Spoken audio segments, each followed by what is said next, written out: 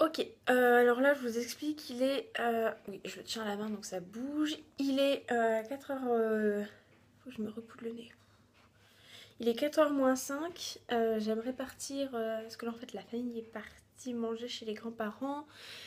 Et je voudrais profiter, aller partir faire un tour dans le Vésinet avant qu'ils rentrent. Il devrait pas tarder, enfin d'ici 1 heure. Donc je me dépêche de vous faire les 2 dernières vidéos, comme ça je peux partir.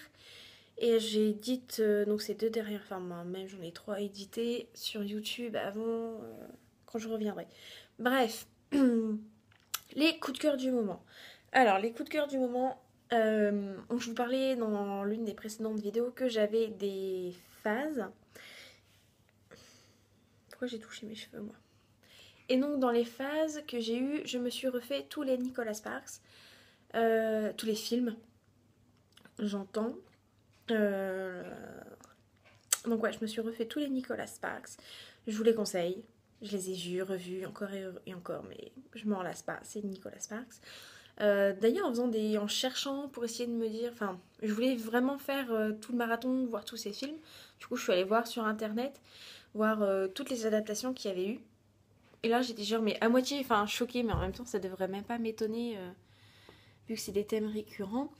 Quand j'étais petite, j'ai vu avec mes parents Une bouteille à la mer avec Robin Wright et Kevin Costner. Et j'avais adoré ce film et je l'ai revu il y a quoi, il y a peut-être 4 ans et je l'aimais toujours autant. Le truc c'est que oui, je vous spoil, vous chialez votre mère comme une grosse madeleine à la fin. De toute façon, j'ai envie de dire c'est impossible de ne pas pleurer en regardant en regardant Nicolas Sparks. Quand on lit, c'est un peu plus facile. C'est triste aussi, mais ces écritures, ces bouquins sont hyper simples donc c'est plus facile de se retenir de pleurer quand on lit que quand on regarde les films. Donc du coup, premier coup de cœur, c'était Nicolas Sparks. Et du coup, résultat... Ah mais il est dans mon sac. Du coup, résultat... Je suis tombée dans... Enfin, je suis tombée. J'ai eu aussi une période... Enfin, en général, c'est ça. C'est quand j'ai des sous, j'ai un problème. Amazon est mon meilleur ami.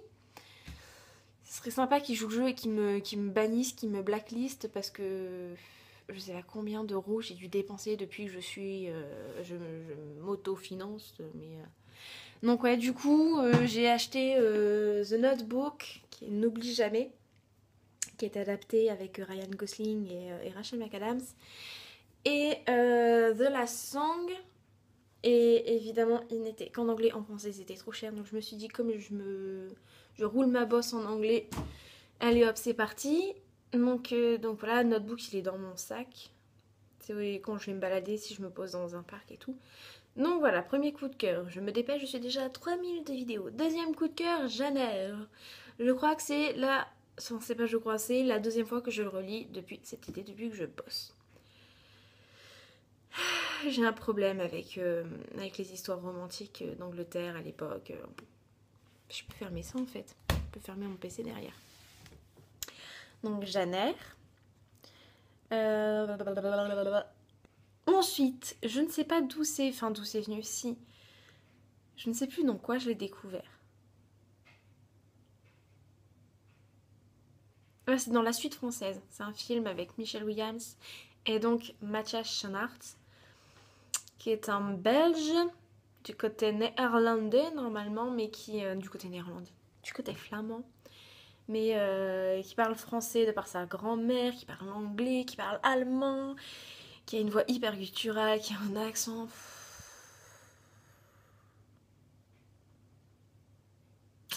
Cœur d'artichaut, ma pauvre fille. Donc du coup, j'ai découvert dans Suite française, qui est une histoire d'amour entre une Française et le soldat allemand qui... Pourquoi j'ai pris un espèce de pseudo accent allemand? Bref. Et donc le soldat qui occupe sa maison, le soldat qui est... Enfin... C'est un Allemand, mais c'est pas un salaud. Et donc voilà. Donc c'est une histoire d'amour qui est triste parce que... On se doute bien que c'est pas forcément gay quoi à la fin. S'il est allemand, elle est française, c'est un petit peu Roméo et Juliette, mais version encore plus dramatique quoi.